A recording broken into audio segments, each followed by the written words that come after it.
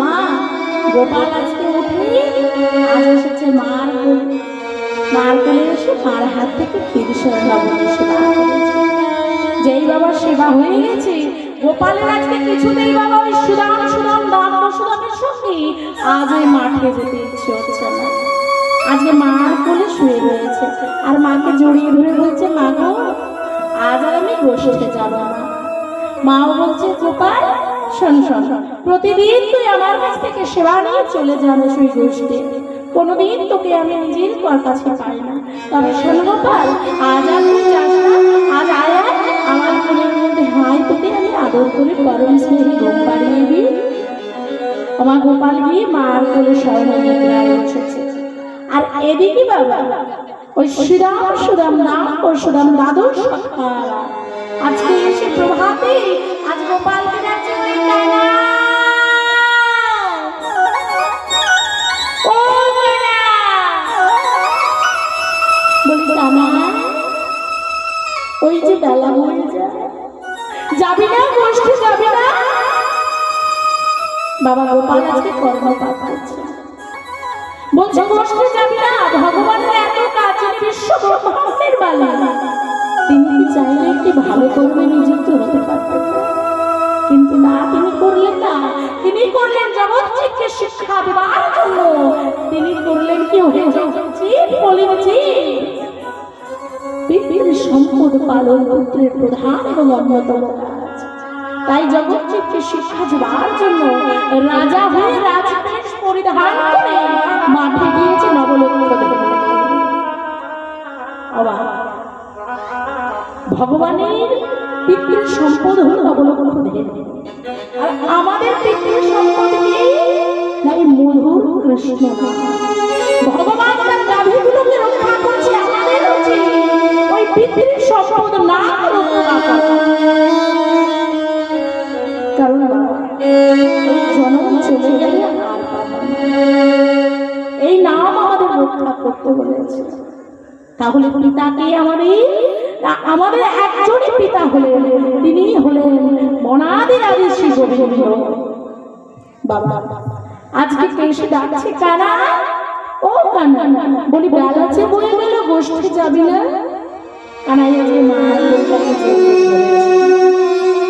মা বলছে, শোন শোন শ্রীরাম সুদাম দাম পরশুরাম, আজ আমার কানাই গোষ্ঠী যাবে না। কেন জানিস?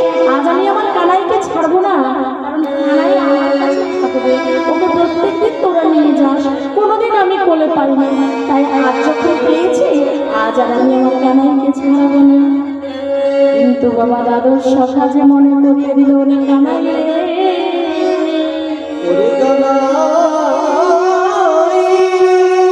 তুই যে কথা দিয়েছিলি রাধা রানীকে, ওই রাধা রানী আজ তুই কালীর রূপ ধারণ করে আজ কলঙ্ক মোচন করবি। তাই কানাই রে,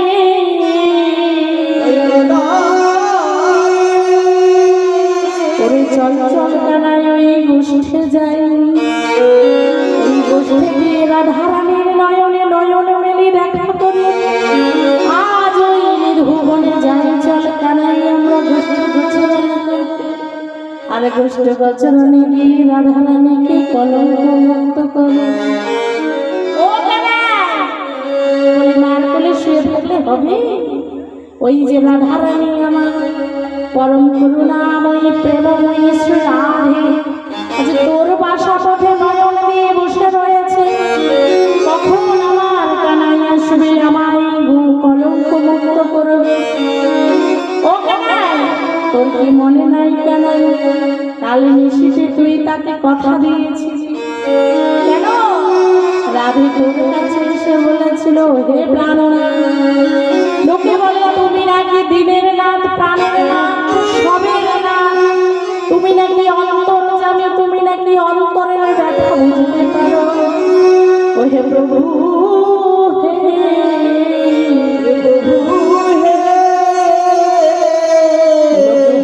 মাঝ বয়স থেকে কলঙ্কিনী, কিন্তু আমি এমন হতভাগিনী রাধে, আমি জন্ম কলঙ্কিনী শ্রীমতী রাধা রানী। তাই প্রভু বলে দাও না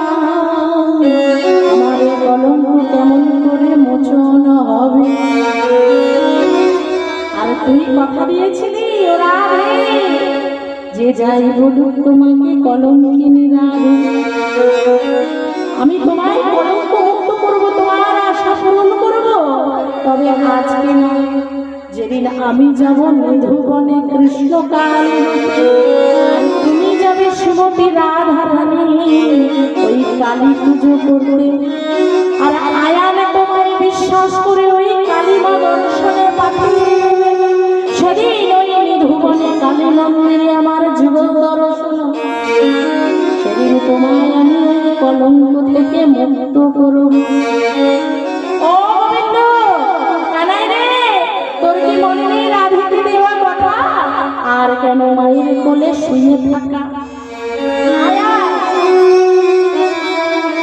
এখন বাবা গোবিন্দ মনে করেছে যে রাধারানীকে কথা দিয়েছি, কিন্তু অন্তর জানে শ্রী গোবিন্দ বলে যে করে আমার তার করে সর্বনাশ, আবার তাও যদি না ছাড়ে পাশ হল তার দাসান দাস।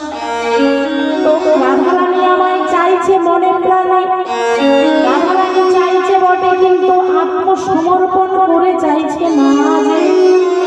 তাই যতক্ষণ না রাধারানী আমায় আত্মসমর্পণ করে ডাকে, আমি যাব না রাধারানীর কাছে। তাই আজকে আরো পরীক্ষা করবার জন্য মার কোলে শুয়ে রয়েছে। আর এদিকে বাবা রাধারানী মন খারাপ করে বসে রয়েছে। ললিতা বিশাখা বলছে ও রাধে, বলি কি হলো তো? তোর শরীর যে জীর্ণ হয়ে গেল, কেঁদে কেঁদে এবার বুঝি অন্ধ হয়ে যাবি। রাধারানীর কথা বুঝতে পেরেছে কে গো? তুলসীকে আজকে কাছে নিয়ে সব বৃত্তান্ত বলে। আজ তুলসী ছুটে যাচ্ছে কোথায়? ওই গোবিন্দের কাছে। আর পথে বাবা সমস্ত বালকগণের সঙ্গে দেখা। বলে কি বৃন্দে, এই যে কেমন আছো? চললে কোথায়? বলে এত হন্তদন্ত হয়ে ছুটতে ছুটতে চললে কোথায়? বলে শোনো শোনো রাখা হলো, বলছে তোমাদের ওই দলের সর্দার যিনি তিনি কোথায়? না বলে তিনি কোথায়? তিনি তো মার কোলে বসে আছে। তাহলে কেমন করে দেখা হবে? বলে শোনো দেখো আমাকে কেমন দেখো। কেন জানো? বলে কেন? বলে শোনো শোনো রাধে, বলে শোনো শোনো সখীগণ, কেন আমার বধূর সঙ্গে দেখা করবে? বলে কেন দেখা করবো জানো? আমার রাধারানীর যে মন ভালো না। হরি বল হরি বল হরি বল। ম্যাডাম এক মিনিট একটু সময় চেয়ে নিচ্ছি। আজকে হরে কৃষ্ণ হরে কৃষ্ণ কীর্তনিয়া সারথী অধিকারীর কীর্তন গানে মুগ্ধ হয়ে অনুষ্কা মান্না 100টি টাকা পুরস্কৃত করলেন।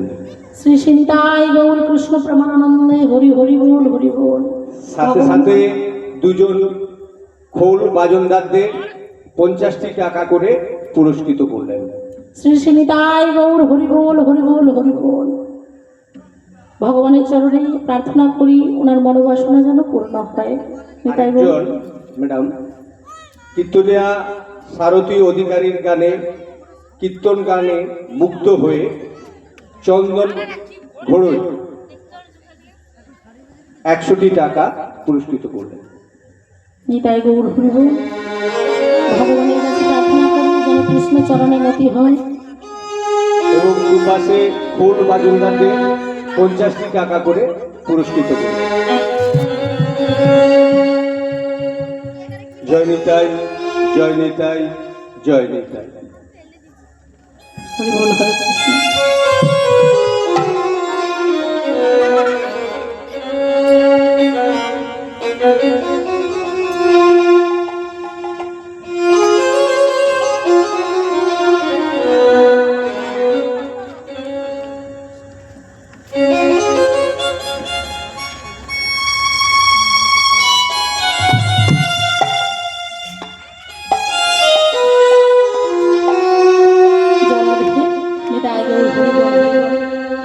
আজকে বাবা আজকে রাধারানী কি করেছে? আজকে রাধারানীর মন খারাপ দেখে ললিতা বিশাখা সকলে মিলে আজকে বলছে শোনো শোনো, আজকে কি হয়েছে জানো? কেন আমরা ছুটে এসেছি তোমার কাছে? শোনো, বলে কি হয়েছে? বলে জানো কি হয়েছে? শোনো, আমাদের রাধারানীর মনটা আজকে ভালো নেই, তাই আমরা আজকে ছুটে এসেছি। হরি বল। আজকে রাধারানীর মন ভালো নেই, কেন? কৃষ্ণের জন্য। তাই কি বলছে দেখো, আমার রাধারানীর মন ভালো না, ওই কালার প্রেমে হইয়ে দিবানা। রাধা রানীর মনে ভালো নয়, ওই কালার প্রেমে হয়ে দিবানা। রাধারানীর রাধারানীর মন ভালো না, কালার প্রেমে হইয়ে দিবানা। রাধারানীর মন ভালো নয়, কালার প্রেমে হয়ে দিবানা।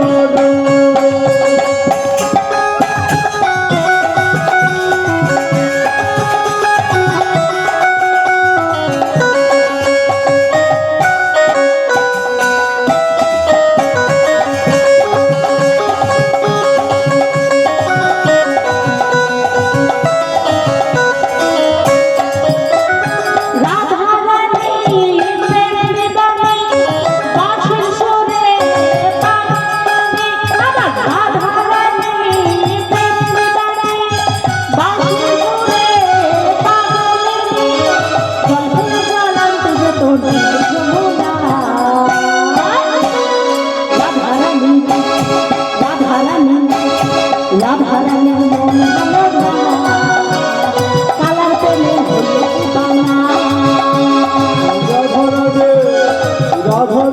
মন ভালো নয়, কালার প্রেমে হয়ে দিবানা।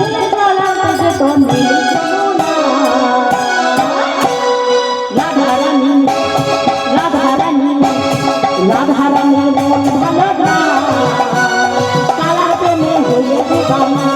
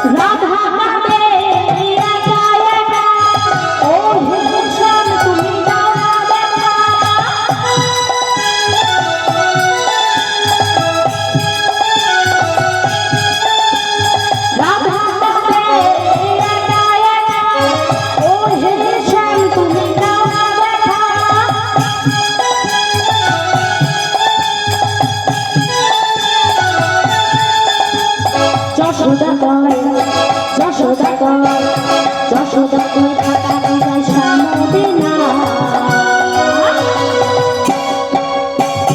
কালার প্রেমে হইয়ে দিবানা। রাধারানীর মন ভালো না, কালার প্রেমে হইয়ে দিবানা। রাধারানীর মন ভালো নয়, কালার প্রেমে হয়ে দিবানা।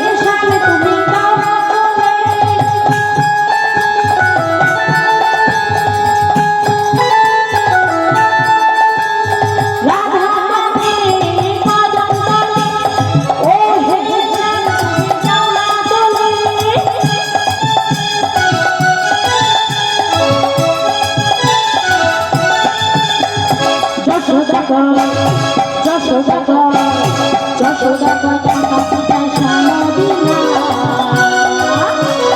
কালা প্রেমে হইল দিবানা রাধারানীর মন ভালো না কালা প্রেমে হইল দিবানা আমার রাধারানীর মনে ভালো না হৃদয় গৌর হরি হরি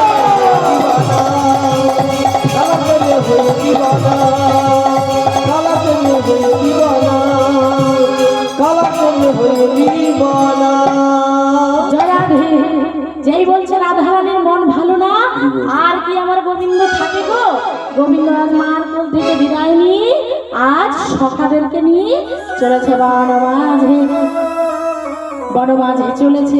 আর এদিকে বাবা ললিতা বিশাখা গিয়ে রাধারানীকে খবর দিয়েছে যে ও রাধে বলি তোমার প্রাণনাথ আজকে পথে বাহির হয়েছে, তাহলে আর তো থাকতে হবে না, তাহলে থাকতে না পেয়ে আজকে কি করতে হবে ছলনার আশ্রয় করতে হবে। এমনি এমনি তো বেড়ানো যায় না, শ্বশুর বাড়ি বলে কথা। তা আজকে কি করতে হবে না বলছে ভগবান দেখলেন রাধারানী অনেক চেষ্টা করেও বাইরে বেরোতে পারছে না, তাই অন্তর্যামী শ্রী গোবিন্দ বাবা একজন থাকে সমস্ত লীলার সহায়ককারী পৌর্ণমাসী যোগমায়া, যোগমায়াকে স্মরণ করলেন। যোগমায়া